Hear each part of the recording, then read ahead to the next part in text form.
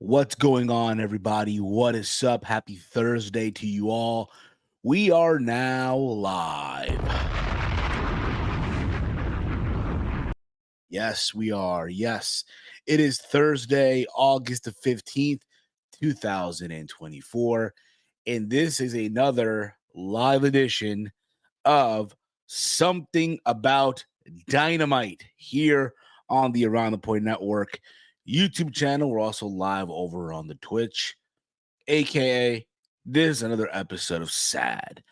This is where we will be reviewing, recapping everything that went down last night on AEW Dynamite for August 14th, 2024. If you are new to the channel, hit the subscribe button down below. Give this video a big old thumbs up. Share it with all your friends and all that fun stuff. Yes, indeed. Yes, indeed. Yes. What's going on, everyone? It's me, Steve. I'm here. I'm back. I'm doing this solo for now. Who knows? That might change as the stream continues. But for now, we're doing this solo dolo, if you will. The day before I go in for my wisdom teeth removal procedure. But here we are. Let me know in the chat your thoughts on Dynamite last night. What did you like? What did you not like? I will say it was an up from last week. Literally. Not saying much, like, oh my God, but definitely better than last week's show for certain. The rating did come in as well. And, here, we got to talk about it, of course, right? I will say this, man, good for them because it went up. For the last couple of weeks, they've been in the sixes, They've been in the sixes. I think at one point they were in the fives for Dynamite. And last night they managed to hit 703,000, which again, better than the last couple of weeks for sure. Absolutely, ladies and gentlemen. But of course, as our mascot Barry the Buzzard would say, no Millie. But hey, nevertheless, I thought last night's show was pretty good for what it was. I mean, again, it was an upgrade, but not really saying much. Also, there was some announcements. Before we get into the review, before I talk about Dynamite and all that stuff, there was some announcements that were made last night on AEW. Well, today, actually. Let me correct myself here. There were some announcements that were made today. Literally early in the day, there were some announcements that were made regarding All In 2025. As you guys know, in a couple of literally in 2 weeks from now, AEW is going to the UK. They're going to Wembley Stadium for All In 2024. But today, they held a press conference. They held a press conference in Arlington, Texas. Yes, they held a press conference today at Arlington, Texas, at the Globe Life Field. I believe that's where the Texas Rangers play. Funny enough, I find out about this not even through the AEW Twitter account. I think the first people to make the announcement was the actual stadium's Twitter account, the Globe Life Field stadium's Twitter handle or X account, whatever the fuck you want to call it. They made the announcement today. And it goes as following. Are you ready to rumble? With the question mark. AEW is coming to Globe Life Field on July 12th. That is right. They're coming to Globe Life Field on July 12th, 2025. The signature event, AEW All In Texas, will mark the first ever professional wrestling event held at Globe Life Field. Now, this field, the stadium holds about 40,000. 40,000, likely with their setup and all that stuff. They could probably get in there. They could probably, manage to get 45,000, 50,000. They're able to get that. I mean, nevertheless, I think honestly, I've heard people online talk about, they're not going to Wembley next year. What the hell this about? Could it be that, Wembley just said, nah, we're good and all that stuff? I know Tony Khan also mentioned in the same press conference that they will be going back to Wembley in 2026. I personally feel, honestly, you don't want to overkill Wembley Stadium. You just don't. I think them deciding to bring All In, even if it's just a stadium show, which I think obviously it is from the looks of it, obviously no shit. It's a smart move to finally bring it to the States. I think that's a smart move. Them going to Texas, Arlington. I mean, listen, they were running shows in Arlington for Collision the last couple of weeks. So to see them, manage to get a reaction, get people to show up, and paying off with them and making this announcement. This is one of the announcements I'm assuming that they were trying to make, or Tony Khan was talking about. This is one of them. Now, is it the announcement that everybody have been wanting to hear about the media rights and all that stuff?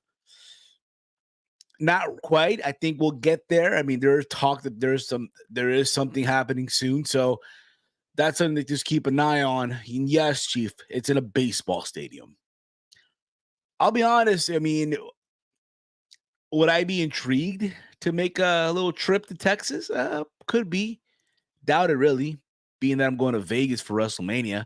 But we'll see how things go. But also, again, I think them announcing this was pretty good. I mean, today they literally had everyone there. They literally had a star-studded lineup for this press conference. As you can see, you have Orange Cassidy just chilling there. You had Dustin Rhodes, because of course he's Texas, right? He's a Rhodes. Chilling there with the Ring of Honor six-man title. You have Mercedes Moné with both the TBS and the New Japan Strong Women's title. You have, of course, Tony Khan, who's just smiling from ear to ear, wondering how the hell he managed to pull this one off. You have, of course, your champion Swerve Strickland, which I'm happy to say, bro, finally they have him in the center. Front and center. Finally. Good. You have, of course, the Ring of Honor Women's Champion, Athena, who is from Texas. You have Thunder Rosa there as well, former AEW Women's Champion. She's also from the Texas area. You also have Renee Paquette, and of course, Darby Allin, who is just unique in his own way. Like, bruh, here we are at a fucking press conference, and Tony Khan's like, yeah, just come as you are. Fuck it. Just come as you are. The picture there, Tony Khan. Look at this. Look at Tony, just happy as all hell, to be there. You got Mercedes Moné smiling too, like, yeah, I'm getting paid for this. So that's good. Good for them. Again, I think it's great that they're bringing the show to the States. So let's see how things manage to play out and all that stuff as well. Let's see what happens. But that was the announcement today. That was the announcement. Again, I found out about this literally as I'm doing some errands early in the day, and I hear that, and like, good for them. Good. So I look forward to seeing how they pull this one off, what's going to be the match card and all that stuff, and we'll see. Khan is definitely sleep. Oh, come on, Matthew. Come on. Come on. Don't say that. I hope AEW knocks it out of the park. Yeah, me too. I really do hope. I do hope that they manage to knock it out of the park, and I do want them to succeed, even though it may sound at times as critical, but I do it from a happy place. Let's put it like that. Okay. So let's get into the show. Let's get into the meat and potatoes that was AEW Dynamite last night. Like I said, I thought overall it was a big up from last week. Last week just felt like a fucking bore to the point where like, yo, we're not reviewing the show. Instead, last week on Thursday, if you guys remember, we gave you guys ATP Elimination Chamber on ATP Gaming, which was the go home PLE before ATP All in the Mud 2. Likely this show will take place, if it was up to me, because it's a 2-night event. It's going to be a 2-night event, All in the Mud 2. If it's up to me, night 1, we do the show the night before All In. We'll keep you posted on social media for all the details and all that stuff, all right? So let's get into this. Okay, Matthew. Okay. I guess yeah. Anyway, let's get into this, shall we? Let's get into this. So the show, and again, like I said before, like, I thought what they did last night was a big up. They sold people on the matches that they're building for the show, and they even added a stipulation for one of the matches, which we'll get into as well in a little bit. Is it me, or does Mercedes versus Britt feel cold? I ain't feeling hype like the match should be feeling. You're not the only one. There's a lot of people who feel that way. There's a lot of people who feel like the match, it needs to be here as far as build and all that stuff. And instead, it's like it's right here.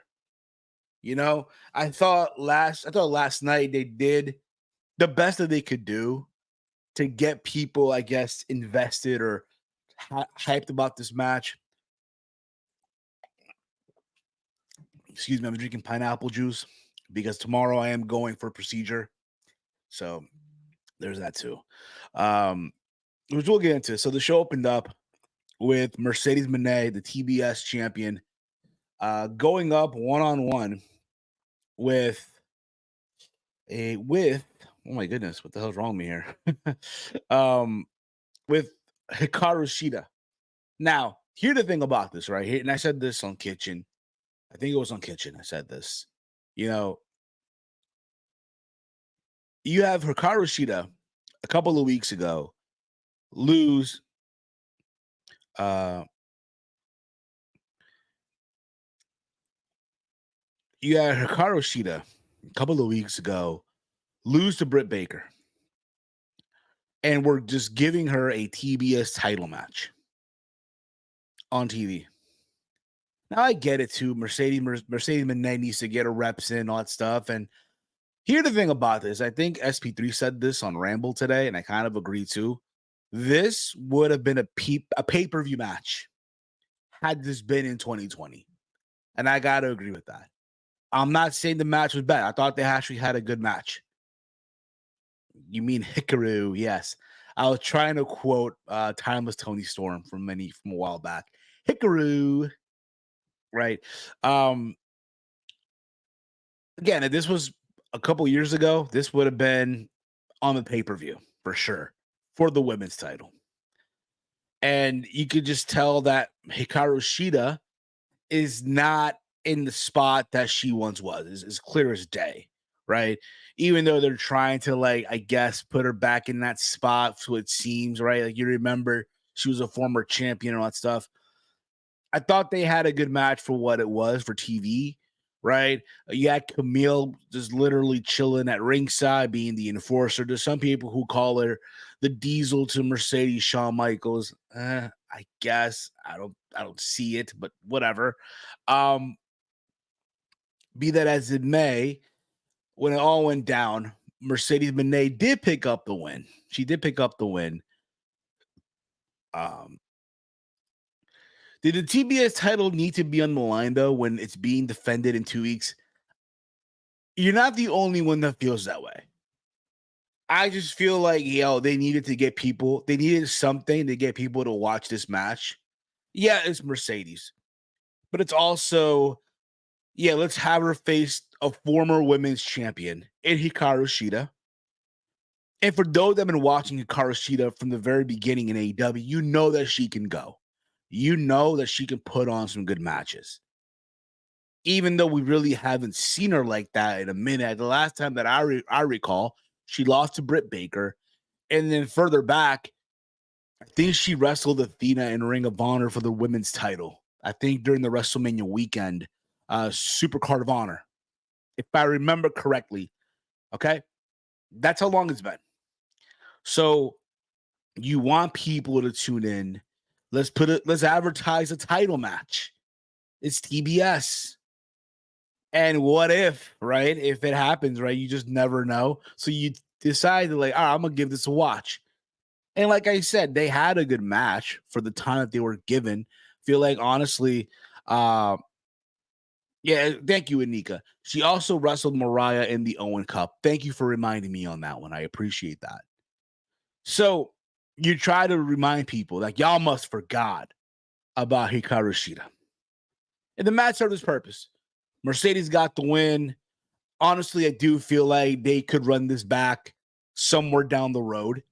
And then the music played. The Britt Baker music played, right? And everyone thought she was going to come in, through the entrance ramp. You had Camille just chilling there to a point where she thought that a fan dressed up with a hoodie and a mask on was Britt Baker. So she dragged her from the barricade to the floor to find out it wasn't really her. And as all this is happening, Britt Baker is on the apron. She's coming through the crowd. It's a fan, all right. It's a fan. Right. Probably some extra, right? They probably made their $150. Here you go. Have fun. Well, excuse me there.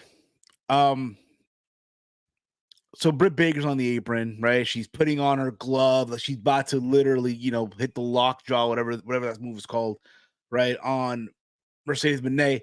Mercedes sees her, and they go at it. She has her in a submission. Camille finally, it feels like it took her forever, which really should have not been the case, because look at Camille, look at Britt Baker, right? Like, come on, right?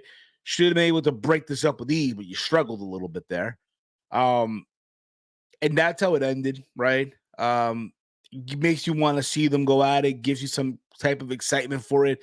They try to, hype up the match, get some heat on this match, because let's be honest, for a lot of people, like myself included, yes, on paper, right? You tell me Britt Baker versus Mercedes Moné at All In Wembley, on paper, shut up, take my money. They're going to kill it. But then you see the execution, you see how they're building up this match, and all that stuff. And, if you want my honest opinion on that alone, I'm not feeling it. Yeah, I'm not the only one that feels that way. It's a lot of people who feel that way. So I feel like they did enough here to get some type of heat on this match. They still have another week. I know next week they're in Cardiff, right? Likely it'll be a taped show for us in the States, unless you're a sicko and you find some Peruvian website that can stream it live at 3 p.m. or whatever the fuck time here in the States as it's live in Cardiff. But be that as it may, it is what it is. So after this, we got, let's see here. What do we get after this? We got Renee Paquette interviewing Jeff Jarrett and Jay Lethal backstage. And out of nowhere, what do you see? You see Hangman Adam Page attack and assault Lethal on their way to the ring, and they have a match. Now, I'll say this. As someone who's from Jersey, right? One of my friends, believe it or not, went to high school with Jay Lethal. One of my good friends Went to high school with Jay Lethal. So it was cool to see him on TV. It's cool to see him on TV for what it was. But you knew going in like what this was for, right? And what's going on, brother? Nothing much, Steve. I don't really have a voice right now, so I don't want to talk too much. I just want to talk a little bit. So don't ask me too much. No, well, for sure. We'll just keep it simple, quick and simple, best of our ability. But before that, like I did mention before, the news of them going to the stadium in 2025. Want to give quick thoughts on that real quick? Anything? It doesn't make sense to do it in the United States. I don't know. I don't know where AEW is going to be at product wise by this time next year. I have to see more of what the roster looks like in November, December. You're doing it in July, which is good. Not really much going on during the summertime, but I feel like you're trying to compete with another company that runs their shows in the United States that also do stadium shows with their biggest show of the summer. Timelines are too close to each other. I don't think the area is smart. The Texas area does well for AEW. I just don't know how overall this is going to be a good one. That's just me personally. For sure, dude, for sure. I would be surprised if they made over profit whatever they do the event. That's just me. I don't know how ticket sales are going to be, but if they can get Texas to approve it, go ahead. I'm not a fan of baseball stadiums with wrestling events just because the way they're laid out is kind of hard to see. I don't know if you guys have ever been to a baseball stadium wrestling event. But like an indie show years ago. Yeah, exactly. Yeah, me too. They're not a fan of them. So it'll be interesting. There will be a lot of floor seats, that's for sure.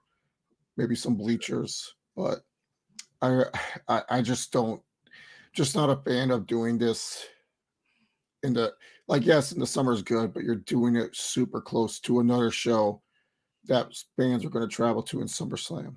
And yeah, at least with Wembley, you have it where it's like, okay, market we're barely in, we can get those fans to come to the building. So yeah, it's a matter of let's see how things play out. Wait till we get to the winter season. I gotta see who's still signed with AEW, who's on the roster. I don't know. I don't know all this. It could sound good now, yeah. But who knows? Who's healthy?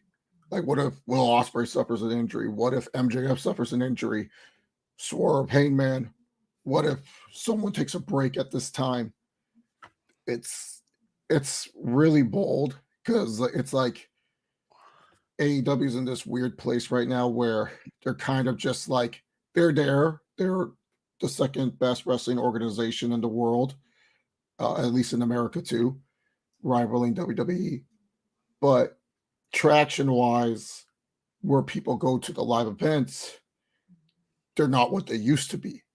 So now it's I don't know. To me, it doesn't make sense to push this stadium show. And I don't have the hope that this stadium show is going to do well. That's just me. Nah, that's fine, bro. Again, I've said, for me at least, I've said, it's cool that they're trying to bring this to the States. Because I feel like they've overplayed. Yes, granted, they only go to Wembley once a year, right? But it's you look at last year's numbers compared to this year, it's a drop. There's no way. There's just no way around that. But I do think, again, them trying to bring it to the States, because eventually it had to happen. You come to America. But I think you just hit the nail on the head there too, with the timing of it, considering that around that time here in the States, the Fed has SummerSlam. And you got to make fans make a choice. Do you rather go to SummerSlam or you rather go to All In? And keep in mind, you're planning Texas in the summertime. So it's not like you're planning a place where it's neutral heat. People are going to be traveling and realize, oh shit, this is heat. It's not like California. California can get hot. Texas and Arizona are whole other ballparks of hot.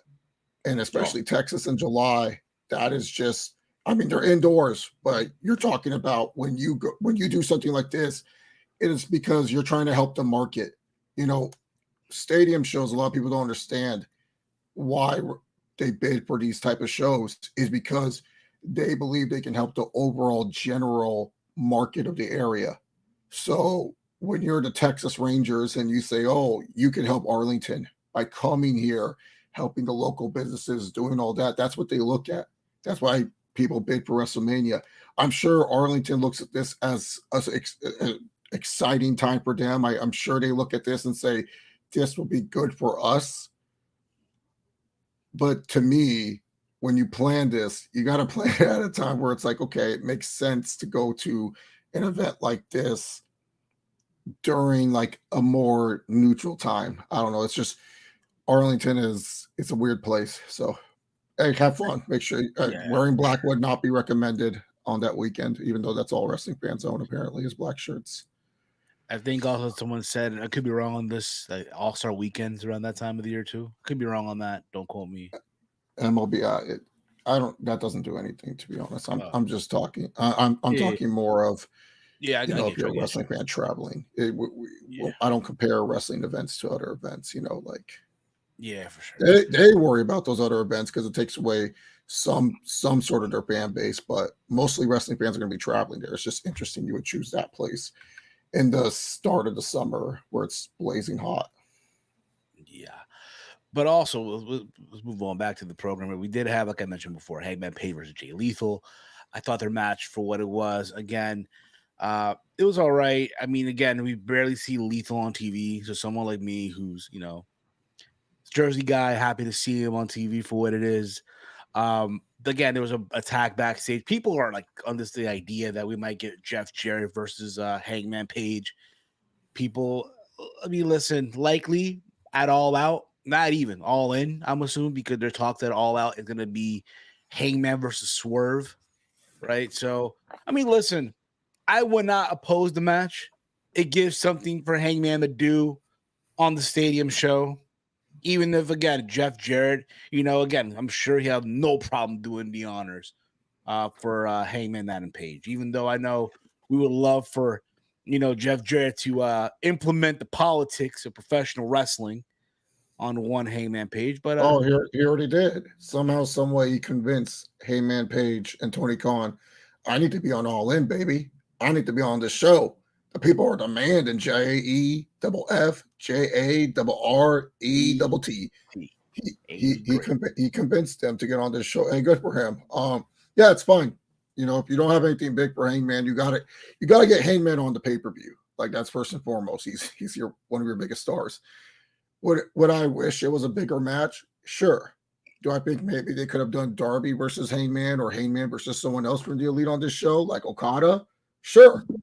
But if Jeff Jarrett is the option, and I know Hangman's going to win that match, I'm okay with it because Hangman's going to win. Like, I'm not expecting a classic.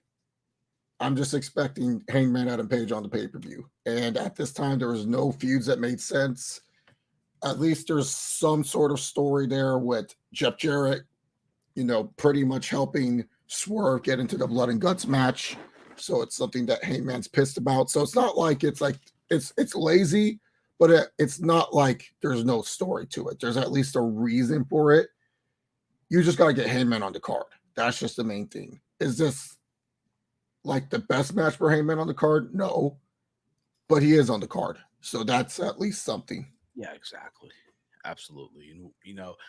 So let's see how that plays out. They did play also a vignette for Will Ospreay and MJF hyping up their match. They talked about MJF, who did wrestle last week in the UK against Michael Oku for Rev Pro and all that stuff. They even showed highlights of that too. Overall, listen, I will say this: last night, their video packages, these hype videos, were spot on. Again, like I said before, this last night's show was a big up from last week's. You know what I mean? Not saying much though, but it did get, they did make the point of selling the matches that they need to sell for the pay-per-view. If that makes sense. Is it all because the Britt Baker drama? Could be as well. Reason why the Britt Baker Mercedes, for a lot of people, again, when you think about it on paper, the match is supposed to be, oh my God, great, right? This is a big match on paper. but the way it's been built up, the way of it hasn't really been up to par. And a lot of people could probably think it's no, probably it's the not. It's drama. not. That's not the suspension. It's because Tony Khan's not booking it. It's booking it. That's why it's Tony Khan's booking. This is Tony Khan's booking, guys. I think you guys should have figured this by 5 years from now. He starts it off very hot, and then he just cools it down. Look at Mariah May and Tony Storm, the best storyline heading into All In by far. Really hot with the Mariah May heel turn, very well executed. And then what? that's just pretty much Tony Khan's booking. He knows how to book to get you excited. The initial, oh shit, this is gonna be awesome. It's always the filler where he hopes the talent can do what they can do best. And Britt and Mercedes, Mercedes' strong point, she can wrestle. She can talk, but really she's a wrestler. Britt, she can talk. Wrestling's not really her strongest suit, in my opinion. I know people are going to say, oh, she's good. Yeah, she's good. She's not like Mercedes good. She's good, though. Serviceable. Yeah. But when they already had their promo and they pretty much said what they need to say, like that's the problem. When you let the talent talk and write their own shit, they blow their load too quick. They already got the dibs and the jags, the jabs in. They already got their jabs in. Otherwise, we would get the next 2 weeks on the CEO. DMD. It would be the same regurgitated crap, just worded differently. So that's the problem, is when these two clash in different ways, you can't have it. You can't have it where it's like, yeah, that's pretty much it, man. Like it's just like he just blew. It's just Tony Khan booking. Just gets an interesting point, and then he hopes the talent can do the rest. And when these talents have different ways to make you excited for a match, it won't work out at the end of the day. For sure. Let's continue on with this. So they also had a vignette, a little promo backstage between Pac. As you guys remember, Pac did win a number one contenders match for the international title at All In. And they got it was at a future date. Yeah, future date, yeah. But Pac said he wanted Wembley Stadium. He wanted his Wembley moment, right? And as we already know, it's going to be MJF and Will Ospreay for the American Championship. So that leaves Pac not having his Wembley moment. And that's on him, because I feel like, bro, if this is what you wanted, you should have fought for it. You should have made a claim to it. You should have like put your foot down or something. You know what I mean? And that's on him. At the end of the day, he's like, now he feels overlooked. He feels like he treated like a bum and all that stuff, and he's gonna wait for the winner and face that winner in 2 weeks in Chicago at All Out, the same building where he beat Kenny Omega 5 years ago. I guess for him, it means much more to wrestle in the building where he beat Kenny Omega 5 years ago than it is to wrestle in his own country in the stadium that he's, known for such a long time, being that he's from the UK. Fine. Be that it is what it is. We had also here another vignette, Chase. We had Darby Allin. His vignette where he talks about how for years, he had to live in this car and, grind it out on the independent scene and all that stuff, right? Nothing was handed to him. And then he heard about AEW and, and all that stuff. And he mentions Jack Perry, Jungle Boy Jack Perry sign. And you realize, who the hell is Jungle Jack Perry? This Tarzan and that no one gives a shit about, all because he's friends with the Elite, right? But he also referenced the fact that, hey, Darby Allin is out here putting in the work. Dynamite, Rampage, Collision, doing it all, while Jack Perry is just friends with the Elite. And he referenced that he should have been fired, but now he's going to beat him at All In. And that led to supposed to be a match, and he ends up getting attacked by Jack Perry to the point where that being Jack Perry, they do have a TNT title match at All In, but now he wants it to be a coffin match, and it's official. At All In, it's going to be the scapegoat Jack Perry defending the TNT Championship against Darby Allin in a coffin match. I swear, bro, I need the coffin to be made out of glass. Real glass. It just needs to happen. It just needs to fucking happen. Any thoughts on this, Chase? Nothing's worse than when you're the babyface and you have to like put down your opponent. That's not a babyface thing to do. I think Darby works better when he doesn't have to talk. When he's forced to talk, it just comes off as I'm angry at everyone. And maybe that's part of his character. But when you're the babyface, and especially I think you cut a promo about Jack, how you respected him during the Four Pillars. When you're over here and you're calling him, he doesn't deserve it, all this other crap. It's just, to me, it's just, I don't know, it's not a good look. And then it's just, it doesn't get me hyped up because you're saying that he sucks and that you're better, but yeah, he's the champion. So that sounds like something a heel would say, not a babyface. So yeah, maybe sometimes with Darby, you got to tell him, hey, maybe put up Jack Perry, maybe challenge yourself, Darby, be a different character. Say, you know what? There was a part of me that was stinking. Maybe I should join the Elite.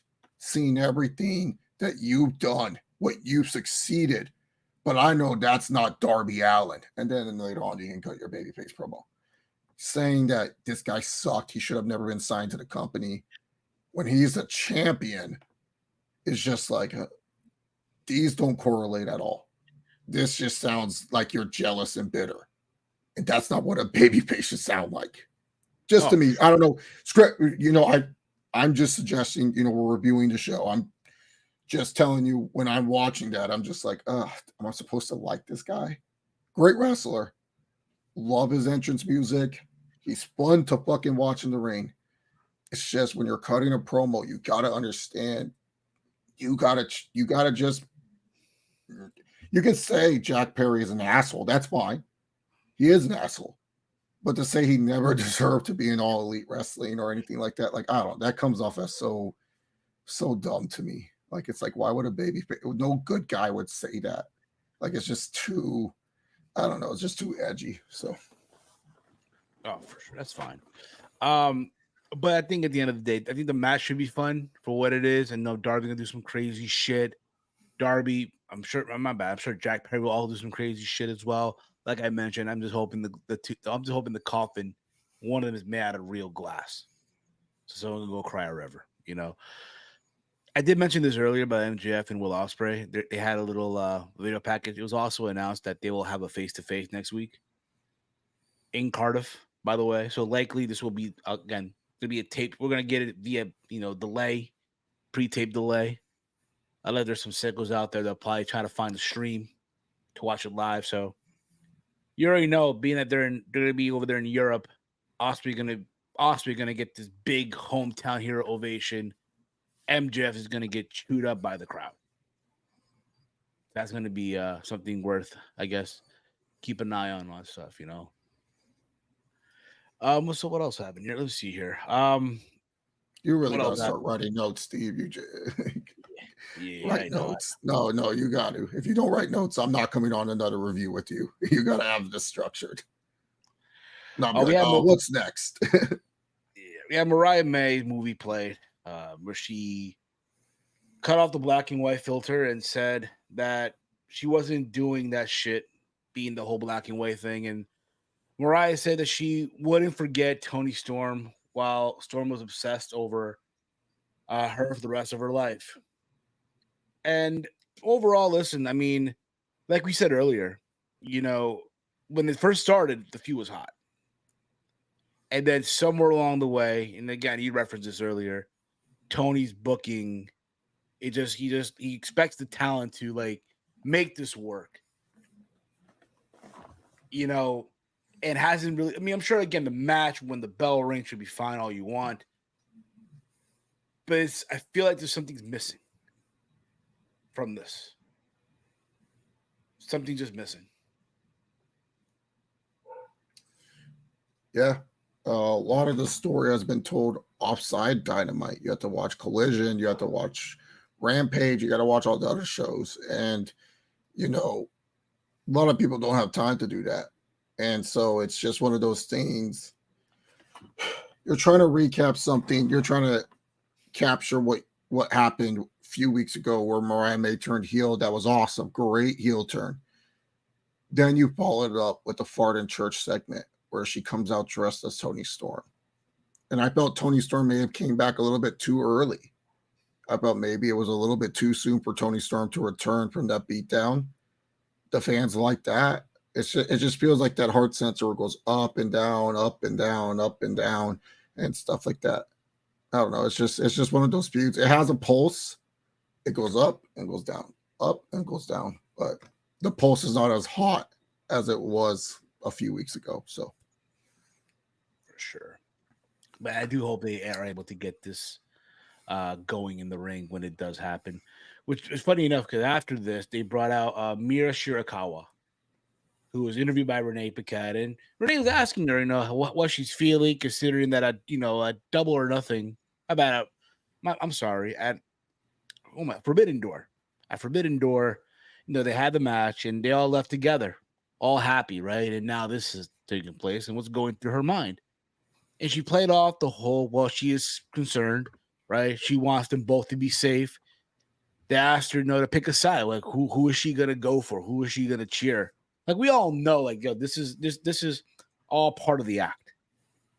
This has to be all part of the act where Mira Shirakawa turns on Toni Storm and aligns herself with Mariah May. It has to be. What do you think, Chase? I don't know. I didn't really get much from this segment. It just felt like Mira was just on TV, just started saying, like, hey, she's back in AEW. But yeah, I didn't get much from this segment, to be honest. That's fine.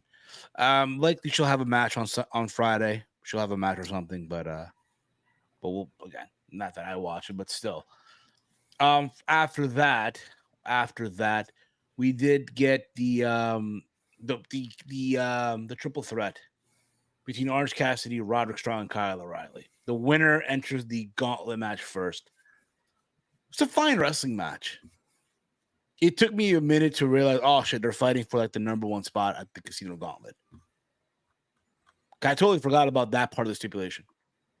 Just three guys going at it. And again, from the middle of the card, crossing into this. And of course, as you expect, Orange Cena wins. Whoopee. Yep. I felt the commentating team didn't do a good job at explaining, because I walked into this match and I'm saying they're fighting for the number one spot. Why would you want a number one spot in a gauntlet match?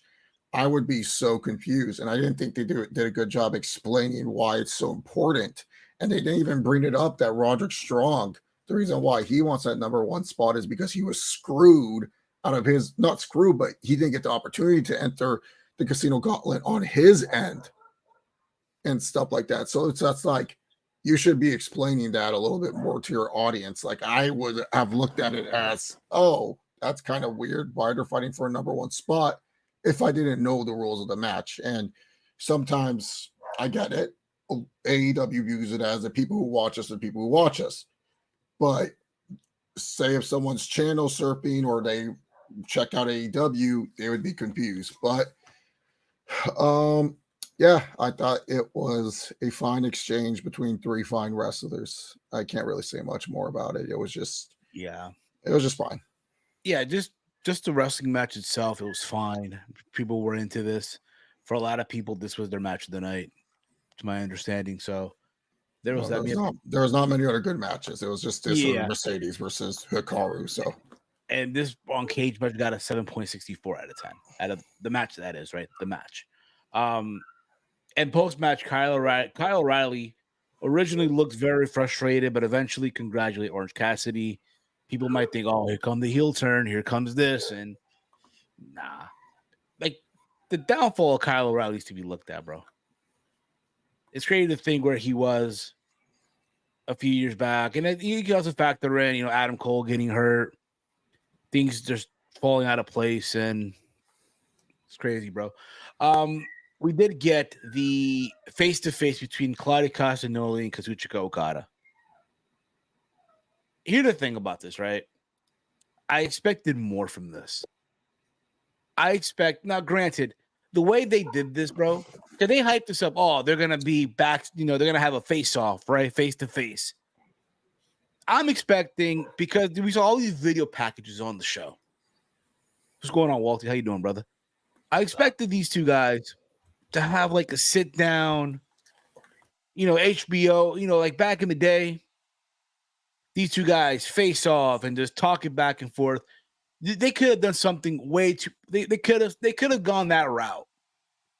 Is what I'm saying. Instead, you had them backstage with Renee Paquette. It just looked like a video, like a back and forth little like backstage interview. Where again, You talking about Claudio and Okada? Yeah. Oh, I thought it was fine. Don't get me wrong, yeah, but I just wish there was. They could have gone more with this. They could have done more with this. Granted, it's a match on Dynamite next week, not on the pay-per-view. Exactly. So what's the big deal? I just felt like, bro, you could have done more with this. No, but I agree. I do sort of agree. The first time they're going at it, right? For a lot of people, this was in their like bucket for Claudio when he left the Fed, right? Oh, he's gonna go all these places, right? And one of the matches is him and Okada. And it's like, bro, we're just doing this backstage interview like this. What are we? You wanted to sit down like JR? Is that what it is? No, not JR. Not this JR. Hell no. Oh, come on. Not this JR, but it could have been like a little video edited, whatever the fuck you want. But still, this is what we got. Where Okada referenced, he's a 4-time G1 winner, right? And he will still be the Continental Champion, and then called Claudio a bitch. Yeah, thoughts? Exactly. There you go. Let's move. There's only one thing I will say. I don't care. Vince was right about Claudio. He does not connect with anyone. This guy. That was actually one of his best ones, though. One of the best. I mean, it's not saying much, but did not make me not want to cheer for him. I was just like, okay, like rough. Yeah, it just feels random. I didn't even know these two were feuding. I'm not gonna lie, and I've been watching, so that's why I'm kind of confused. Like, was there? Yeah, where's this? Like, Claudio hates Okada. Okay, if you hate Okada so much, why didn't you join Team AEW and Blood and Guts? You weren't in there. Now, if it was Mark Briscoe taking on Okada, I would have been like, okay, this kind of makes sense. Yeah, I know he's the Ring of Honor champ, but at one point in time, those belts were together. And also, Mark Briscoe was part of Team AEW, but somehow, some way, Claudio just hates Okada. Okay. Okada's first title defense since Dynasty 2. Crazy. That's crazy too. Holy shit, right? That is crazy. Eddie Kingston was defending this belt against anyone and everyone. Fucking Okada. I'll defend what I want to. That'll work for me, beaches. That'll work for me, beach. The nigga right here. That was a bad backstage segment. Not Claudio's fault. Well, when they're like Renee Paquette would not moderate it, but like be like the Leah song, like in the middle. I'm like, what is Renee Paquette gonna do if these two want to swing at each other? She's not stopping the fight. She's gonna step aside. Like, you need someone where I can believe, okay, they can hold them back or something. I don't know. What was Mark Henry for this shit? Mark Henry. This is where Big Show would have been a good act. Oh, yeah, Paul White. Yeah, who's gonna fuck with my man? No more BS. No more BS. Yeah, man, Big Show. Well, not for nothing, but if that would have happened, I would have rather seen Paul White versus Okada. That's the match I would have rather seen than Claudio versus Okada. Man, Okada and Paul White, that'd be a solid 3-star match, man. Oh, for sure, dude. For sure. I don't even care if it was on Rampage. I would not even care. Put it on Rampage. Why the fuck not? Rampage. Why not at this point in the juncture, right? We even had a Christian Cage patriarchy interview as well with Renee Paquette, where Christian went on to mention that he wanted to hold every championship until he's holding everything simultaneously. And he also says that he won't be there on Rampage when Nick Wayne fights Kip Sabian. And then he also went on to like take a dig there at Renee Paquette, not calling her a good mother and all that stuff. And people were speculating, oh, this may lead to John Moxley to come back and like no. what the program with You know Christian who's hoping? Cage.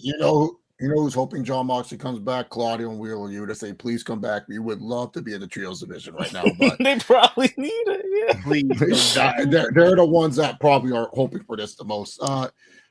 No, I just think Christian was just taking a dig at Renee Paquette. I know people miss Mox. I mean, he is AEW's ace. I just think John Moxley is at this point in time. He's just doing whatever the fuck John Moxley wants. And I don't think a match with Christian. Yeah, I don't think a match with Christian gets John Moxley off the couch right now. I don't think John Moxley is very excited. I feel the only match. I think John Moxley is at this point in his career. He just wants to wrestle badass matches. He doesn't want to wrestle just for the sake of wrestling. It's whatever he feels would be fun. That's what I think at this moment in time, and if anything, I think they're saving Mox for like if Danielson does win, maybe he'd be a match for John Moxley. That'd get John Moxley off the couch. Like, no offense to Christian, one of the best heels in the business. It's just I don't see how this lead. I mean, unless like this is what Mox wants. Because like, come on, guys. John Moxley hated shit like this in WWE. You think he's gonna get up, cut a promo? You make fun of my wife, the mother of my child. That sounds like a Dean Ambrose promo, not a John Moxley promo. So, I'm being honest when I say that. Not Dean Ambrose. But yeah, there's no point for Mox to come back for anything, really. I mean, yeah, it sucks that I don't think he's worried. That's what I'm saying. I don't think he's worried about missing all in. Honestly, I mean, he did it last year, right? Yeah, he did it last year. They're not, and then he'll get to do the Texas show, the year after. So there you go. Because I'm not sure what's really going on here, but I don't think Tony's allowing talent to work GCW, right? They're not. So let him just enjoy his time on the couch. Let him relax. Let him heal up. I know he's doing also jiu-jitsu tournaments, right, where he's losing here and there, but oh boy, let him just enjoy himself, and eventually let him do whatever the fuck he wants. There'll be that match that will make him want to get up from the couch and motivate himself and all that stuff. Nika, Eddie Kingston's out for like a year. He's not coming back. He got injured in a New Japan match. That's Gabe Kidd. Yeah. From there, we got more interviews here, by the way. More interviews, by the way. Because after this, we got Tony Schiavone in the ring, and he brings out a Hook. And Hook is selling the fireball still with the bandit on the whole eye patch on the eye wrapped up, and he wants to fight Jericho. He got on the microphone, and this is where I'm like, never speak again, buddy. Never speak again. That was atrocious. It's like you guys, they don't go through this shit. Like they don't rehearse. They don't fucking. Well, he barely gets any mic time, and I guess you see why. Like get ring time at least. Like well, he is sort of kind of, but still, it was bad. I don't see any progression with Hook. He's been there for so long. Bro, it's like if the rumors are true, he's counting the days, bro. Yeah, he's counting the days. I just don't think it's it I think he needs to go to NXT because at least they'll help him. I would hope. Here it's just you're feuding with Jericho. Congrats. Bro. I think honestly, a new sense of scenery. He needs new scenery. Yeah, I'm not saying he's trash. I just think he needs a new change, like a change for sure. No, he's not bad. It's just that he hasn't progressed in the time that he's been What's there. What's the point of being there? It went from like remember it's showing when you have a guy like on the level of Chris Jericho, and Hook is just nowhere feeling like he's on that level. Like at a point in time, people thought he was AEW's next big young guy. Now it's just like, he's not it. Like you're feuding with Jericho, and this feud has no heartbeat whatsoever. It is going. I don't know if he'll ever be a good talker. I think he's just awkward in general. Like I think he works better as a silent assassin. Yeah. So maybe this is where Robert Stone is very happy. He gets another person he can talk for. Who knows? But yeah, I think Hook is just. It's just he ain't wrong there. He ain't wrong there, buddy. Yeah. Well, yeah. I mean, but put him in Chase U. Put him in Chase U. Put him in Chase U. I'm at this point. Yeah, but yeah, I just think that I think Hook he would benefit more in NXT in terms of he could just they'll say just do what you're good at, screw everything else. Yeah, I know he doesn't have a say, but Joe should have pushed back. Yeah, Joe don't want to go to London. You know what happened last year, so no. Joe's making good money off this Twisted Metal. Yeah. He ain't saying no to that. Come on. Nah. He's right now just chilling right now, but it was bad. And then this led to Jericho coming out. He's like, you know what? I'm not gonna fight you here, but I will accept your challenge. But it's gonna be in the Wembley Stadium.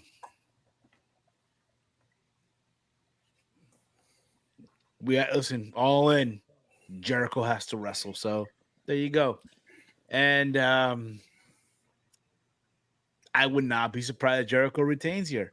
Would not be surprised. Nah, he's losing, but you think? Yeah, why not? Remember, he lost last year. He lost last year to Will Ospreay, and I understand it's Will Ospreay. Come on, it's fucking Will Ospreay. You're not losing the Hook here. Come on. He's putting Hook over. Maybe all out. Maybe put him over at all out. But no, why do you want? I don't want to see that match again. I think this should be it. This is the end. Last match between these two. For Hook in general, yes. For Hook and Jericho, just Hook and Jericho. Yeah. Steve, stop instigating shit. He wants to no, when you're reviewing, you don't need to instigate. Stop instigating. Jesus fucking Christ! It gives me a headache when you do it all the time. One joke here or there is fine, but every joke. Well, man, I just want this feud to be done. That's all. You're not the only one. You're not the only one. Yeah, man. Just move on from Hook and Jericho. For real, why are we still talking? Let Hook, as Steve would say, count his days. Let Jericho ruin the FTW title. No one cares about that belt. It is a fake belt that they made for no reason. Legit. Yes. Of course, Leclerc writes here, Hook has to win. Brandon Brown writes here, if Hook loses, he can't wrestle for the belt no more anyway. So, even better. Whatever it is, just needs to be done. From there, we did get we did get the tag team title match, Playa. Oh God! The Acclaimed versus the Young Bucks. This was an ass, man. This was just what? No, you hear the crowd chanting, "This is awesome, bro." I don't. The crowd was chanting it. I don't know why, but I was confused. But it's like, bro, somewhere in this match, Billy Gunn comes out. And they tricked him, and he brings out a chair, and the referee kicks him out. Like, you knew, bro. Whenever you see Mike Knox refereeing a Young Bucks match, you know some Rick Knox. Rick Knox. Please start writing down notes, bro. Please. Mike Knox. When was the last time I heard of him?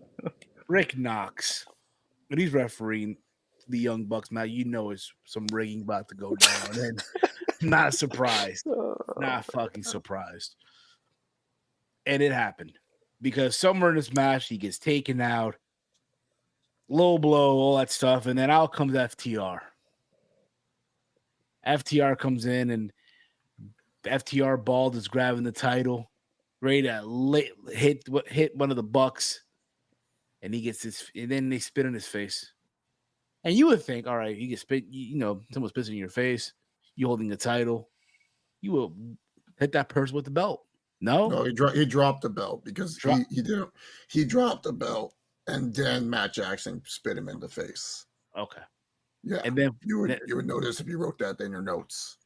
Sorry. And then he went for the takedown, double leg takedown. And what a wet shark! Oh my God, double leg takedown. No, this was the worst finish I've ever seen from them. Like,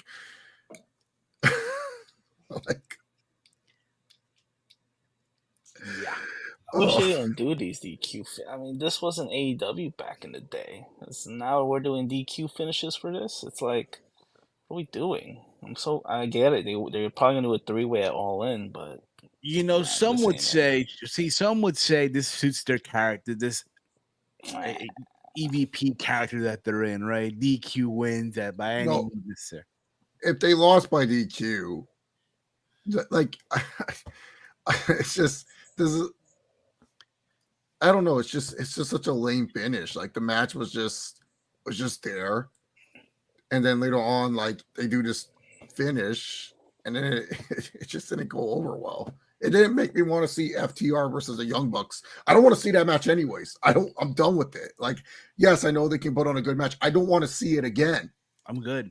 And after seeing this match, I definitely don't want to see the Acclaimed and Young Bucks at a pay-per-view setting. It didn't make me say, oh, gotta see a pay-per-view match between these two. And also, this feud has been being shoved down our throats for months, and it just gets put into the middle of the fucking card in a dead spot. And obviously, we know why it didn't main event, because, oh my God, could you imagine this closed your show? That'd be fucking horrible. You can't close your show with this. So it's just horrible. Just like everything about this just sucked. Yeah. I'm not going to lie to you. A part of me literally forgot that Swerve was still out of wrestle. I forgot. Yeah, they talked about, oh, we're going to be with you until the end. No more commercials. And I was like, is this really the main event? I thought they said there was one more match. And then there was one more match. And we'll talk about that. But yeah, no, this is one of my main issues with Tony Khan. He does not, mapping and placement of the card, he does not get it sometimes. And then sometimes he lets shit go over when it doesn't need to go over. Triple threat match. You didn't need that much time for that match. Please, Tony Khan, you don't need to have 6 matches every fucking week. If you want it where these matches go long and have quality to them, 4 is good enough. 4 is good enough. So, yeah, no, this was just not good. I just couldn't get into that match because I didn't really care for the feud. The action that I was watching, it was fine, but then the ending was just such a fart in church. Like this was like a TNA ending. Like it was just like, oh, and then also no threat of a title change ever happening. Like there's no way you're believing that Acclaimed is winning this match. So it's just kind of like, yeah, I'm fine with Dax, attacking Matt Jackson for spitting in his face. That's fine. I have no problem with that. It's just the way that this ending was executed was just so ass. Like it just made no sense. Like I was just like, it was just such a part in church. And then Christopher Daniels announces, oh, we're going to get the number 1 contenders on Collision. FTR versus the Acclaimed, winner will face. And as you said, Walter, maybe this will lead to a double DQ and then a triple threat match at All In or something. Who knows? Here's my question, though. What's the purpose of having Christopher Daniels being this intern being this Adam Pearce when Tony Khan is reversing decisions and booking matches and shit like that? For what reason? He's basically Tony Khan's stooge. Like we know TK's backstage. He comes out before every Dynamite to hype up the crowd, and in between the Dynamite and Rampage. Because Tony Khan doesn't want to be on television. That's it. That's the only reason why Christopher Daniels exists, is because Tony Khan does not want to be on television. If Tony Khan was on TV, this product would be much better because this Elite feud is mostly with Tony Khan, and after one of the greatest angles I've seen from them, went over. It just went down in the mud. It went nowhere. What's the feud now? I'm so confused. Yeah, I don't get why. Like my reasoning to really hate the Young Bucks is not even there anymore. It's just kind of like they're assholes. But it's like they're assholes that are EVPs, but what power do they really have if Christopher Daniels can overrule them or Tony Khan in the back can overrule? You know what I'm saying? Like that's the thing. Like the whole point of the Young Bucks character is why you should hate them is the fact that they can do anything and everything at any time, but people can reverse the decisions whenever they want. So they don't really have any power. So I can't hate them. Like they're like the Young Bucks are fine. I like them better as heels. Like they're much better heels than they are baby faces. It's just the whole character just doesn't have any oomph to it. Like if they were like recruiting all the hottest free agents and all this other stuff, and they're the reason why Christian Cage can do this shit or whatever. They have more power. That's fine, but it's like they have power, but they don't have power. Like I don't get what's there to hate about them. Like they're just Matthew and Nicholas now. They're not Matt and Nick. They're now Matthew and Nicholas. Like this is stuff that and they claim feud it. Like it's another example. It started off okay. This is kind of interesting, and then it tailgated, went downhill. Young Bucks' first title defense since they won these damn belts, all the way back in April. So it's like that's not even something that they talk about. It's not like the Young Bucks haven't been wrestling. They've been wrestling on television. It's just not defending those belts. So you can't even use the excuse that they're the EVP so they can make their own schedule and decide when they want these matches and stuff like that. So for sure. I think this from Anika. I think the Elite gave this idea to TK, and TK was like, but I don't want to see you to have full control with the yeah, it's just from a character standpoint. There's no reason to hate the Young Bucks besides they're acting like assholes. If that's my reason to hate them, it's like, no, I would much rather like if they were acting like assholes with power. Then it's like, okay, I can hate these bastards, but there's no reason to hate them. And then you put them with a neutralizing team like the Acclaimed, and it's like, I don't want to see these guys with the belts. Like, as much as I don't like the Young Bucks, I would rather have them with the belts than the fucking Acclaimed at this point. For sure. Now let's get into the last thing on. Oh, before that, they played a video package for Bryan Danielson, which for a lot of people, it got them in the feels. It was well executed. It was well executed. I will say that. I rewatched it a couple of times myself, to be honest here. Did it have the same vibes as Monster from WrestleMania 30? Oh yeah, almost in that same. Yeah, it was because it gives you it puts into perspective the magnitude of this match coming up between Bryan and Swerve. Bryan, it might be the last time you see Bryan Danielson wrestle if you don't win. And it's like you don't want it to end, right? Like you don't like it's like for some people, right? Like if you're the biggest Bryan Danielson fan, you don't want that Sunday to be here. You were like, yo, take your time. Take your time, yo. Yeah, exactly. It made you rush. It made you be like, oh shit. Like it also made you not want to see Danielson lose because you're just like, oh shit, this could be actually his final time. And I think it did a good job at making you think he is gonna lose. Where you think, oh, they did this for his video package. Yeah, he's losing for sure. Like, because I think going in, most people thought, oh, Swerve's gonna win because there's nothing on the line besides the title.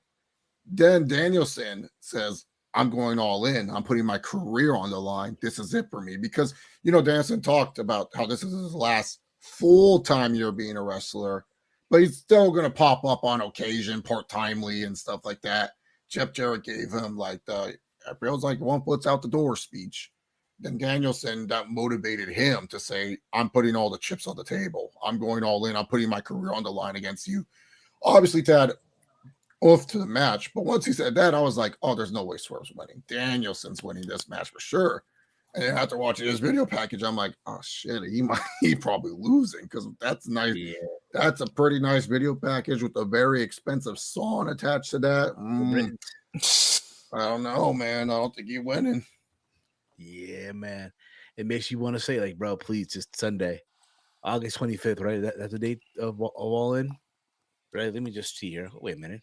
Of course, I can go back and check. Today's the 15th. I'm gonna say 25th. August 25th. Oh, that's. Oh, I had to go back. No, that's the match for.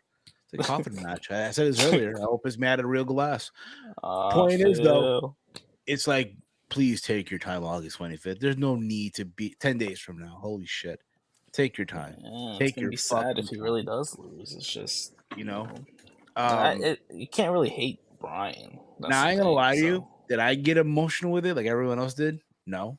Oh, come on, you're supposed to. No, I've read people like online. Oh, it got them in the fields and all that stuff. And of course, I get that. A lot of Bryan fans, and that was the point.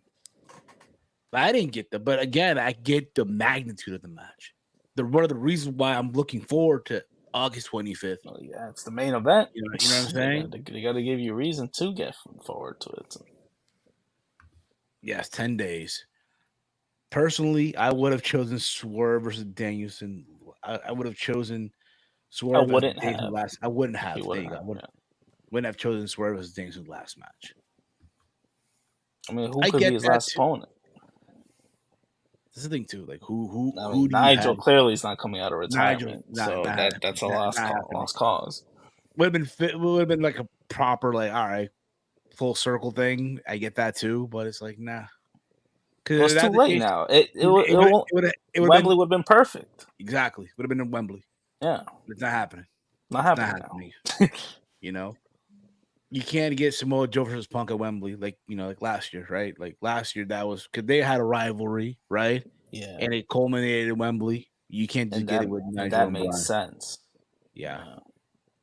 Ospreay run that back. Mm. Maybe down the road. I just don't think right now.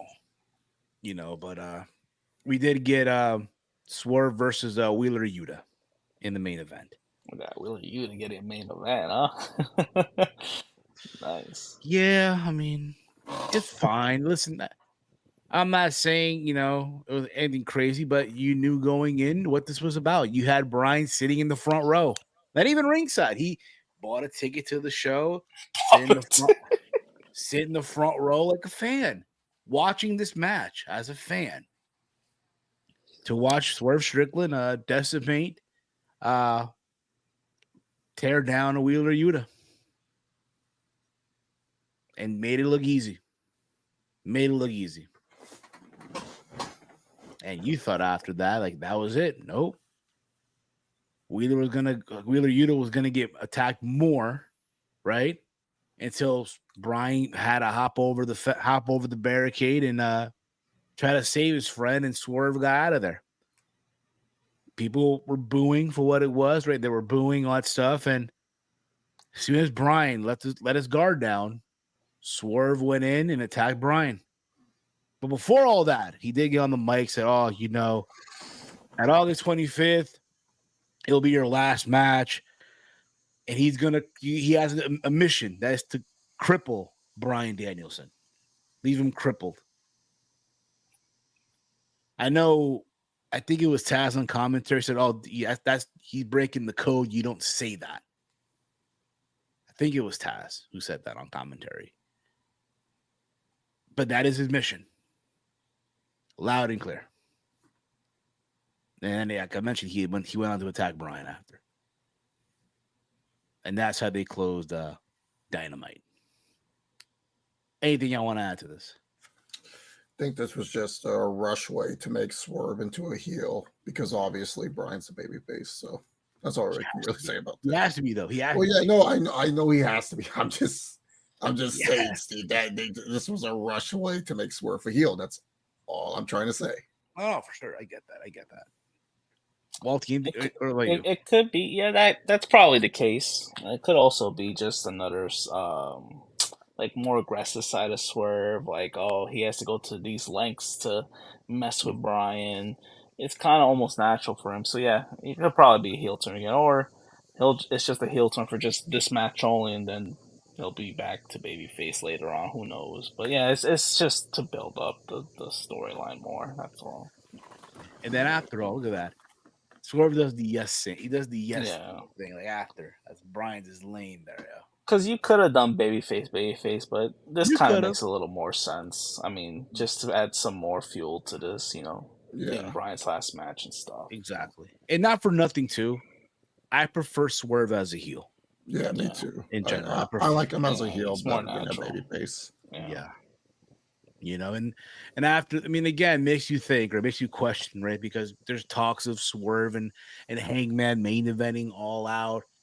And if that is the case, does it need to be for the title? No, doesn't have to be for the title. But at the same time, you have this thing in the background where Swerve or Hangman's like, "Oh, I want to take everything from you, everything." So that even includes the title.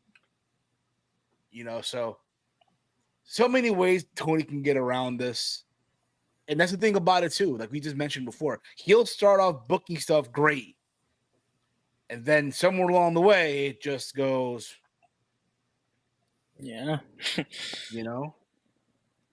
So let's see what he manages to do here. Again, overall, I said this at the beginning of this. I thought this show was better than last week's for sure.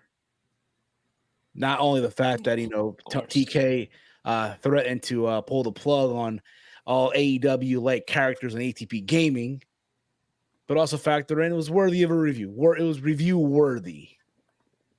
Would y'all agree? Like, let's be honest here. Let's be honest here. I guess, but this wasn't like a great episode or anything. No, it wasn't. I'm not saying, but it was better than last week. But that's not saying much either. I know. Come on. So it was just okay to me. I feel like it could have been much better, honestly. Yeah, I thought this one was like way too many video packages. It was just way video package after video package. And then only 2 good matches. The rest of the show was just kind of, I can watch the highlights. So, and I think also factor in next I felt week. dead for like the first hour after the Mercedes match. The show literally felt dead. Like there was no energy whatsoever. I will say this too. I think next week, them being in Europe for Dynamite is going to be the boost that they need. That helps. That's the go-home show. It's the go-home show. They're going to be in a packed building in Europe. They're going to be crazy for this. And granted, we'll get it on tape delay. It is what it is. And there won't be a stream out there. We're going to see just how crazy the UK fan base are literally better than us. When these chants, these soccer chants, and just the way they are just passionate about it than we are. J-Mac writes here, I've seen way worse episodes than this. Oh, yeah. Oh, for sure. I'm not saying it was crap. This was just a middle of the road episode. Yeah. For sure. Next week, hopefully, should be better. Oh, for sure, bro. I'll be shocked. Especially with the rating they got today, which I guess now it's positive, I guess, now again, because they're in the sevens. They're in the sevens. And they were number 1 in cable, so yeah. And I just hope they continue the momentum. Carry the momentum going into All In. At least for All In. And then All Out. And then All Out, and then Grand Slam. Yeah. And then all these other shows. But Walter, I know me and Che talked about this earlier. I know you got on later on, like after, right? But your thoughts on the big news of All in Texas, July 12th, 2025, Saturday from Globe Life Field, the home of the Texas the Texas Rangers, right? The baseball team. Yeah. Yep. Yeah. It was a little surprising. So I thought they would do London again, but then seeing the ticket sales, I guess it makes sense not to do it next year. This is good. This is a good step because we were talking about AEW, how they need to, let's see if they could do a stadium show in the U.S. Now, it's not a football stadium, but it's a nice step in the right direction. See what the baseball does, a baseball stadium does. Capacity of 40,000. Hey, I think they have a good shot to maybe sell that out, honestly, because this is the first sorry, Arthur Ashe. To me, this is the first real stadium show for AEW, and it's in July during the summer on a Saturday. Not bad. I think they did I think this was a nice announcement for them to do a year in advance or 11 months. Yeah, Tony said they'd be back in London for 2026. The Wembley Stadium. Yeah, yes. I guess because if you do it every year, then it loses. It kind of loses its what's that called? What's that word I'm looking for? Like I don't know if it's value, but it loses. It's not as it was the first year, and I knew it wasn't going to be like the first year, but I guess a nice change is who's in that picture? Dustin Rhodes. Dustin Rhodes, Texas. Orange Cassidy. Of course, Orange Cassidy's in there. Mercedes Moné, double champ there. We have Athena, the Ring of Honor Women's Champion, Texas. Thunder Rosa, of course, Texas girl, right? Thunder Rosa. They're all Texas people, besides the champ, world champion Mercedes. Darby Allin from Seattle, bro. Seattle. Where's the women's world champ? Well, they got the TBS champion. TBS champion, buddy. They got Darby. He's probably going to be Mount Everest climbing. I'll say this, though. I love how I said this earlier when you guys weren't on. I love that Swerve is in the middle of this picture here. He's in the As center. he should be. He's the world champ. I mean, he might not be at all in Texas, but at least for the announcement, that's good. And I think Tony would be proud of this picture. He'd be proud of it. Tony looks Happy. I don't judge people like that, but he looks pretty good in this picture. He looks relaxed. He looks clean. There we go. That's what I'm trying to say. He looks ecstatic. That's a really good picture. Good picture. Yeah, I know. I'm just covering all bases because I know he's probably watching right now. He's probably watching for sure. I'm just kept it just to keep the titles. Cover all bases. At least we're keeping the titles for All in the Mud too, so that's good. Yeah, we're keeping everything All in the Mud too, which I mentioned before. I did mention this early on. It's going down. We agreed, Walter. Night 1 should be the weekend of All In, the Saturday before All In. Is that okay? Yeah, I think that should be fine. Yeah. Night 1 and Saturday, what, 24? The 24th, yeah. It's the Saturday night. Unless you got things going on, you let me know. Yeah, we'll let you know. That could be the tentative date for now. I would like it to be that day just to get the theme going. Yes, All in the Mud too. America. That's right, America. This is South America, though. Yeah, this is in Lima.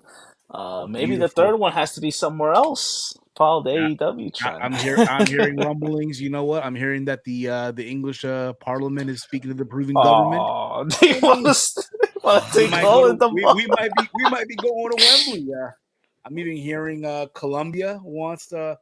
We got that connection with Jude Bellingham, Harry Kane, so it's possible. Who knows, man? Who knows? You just never know.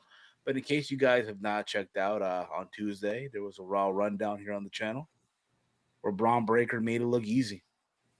Beating Sami Zayn 2 out of 3, 2 falls to 1, but made it look easy. And of course, on Monday, we did Steve's Kitchen. Roman Reigns returned to SmackDown and laid out the Bloodline 2.0 or whatever you want to call it. You know what I mean, okay? You know what I mean. All in the Mud 3 in Coors Field. Where's Coors Field, Walter? That's Colorado, right? Or am I thinking of a different field? Yeah, I think that is Colorado's field. Oh, you never know, Romeo. You never know. They'll probably place a bid. They'll probably place a bid.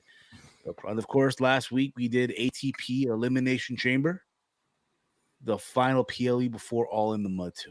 All right. If you guys have not yet, follow the Around the Point Network over on X at AT Network. Also, check out the secondary channel, ATP Clips, where we will post some clips from all this crazy stuff that we have said and done over the years on this channel. All righty. Follow me on X at Heel Steven. Chase, let them know where can they check you out. Yeah, follow me on X at ChaseOliver68. And hopefully when my voice gets better, I'll start recording some stuff. Oh, for sure. And Walter, let them know, brother, where can they check you out, man? Yeah, follow me on X at Hey, I'm Walter. J-Mac right here, All in the Mud 3, TK Takedown. Hey, you never know, man. But that is going to be for us, guys. Much love to all of you. Thank you all for watching. All right. For myself, for Chase, for Walter, for the gang, this has been Something About Dynamite here on the Around the Point Network. Peace out, everybody.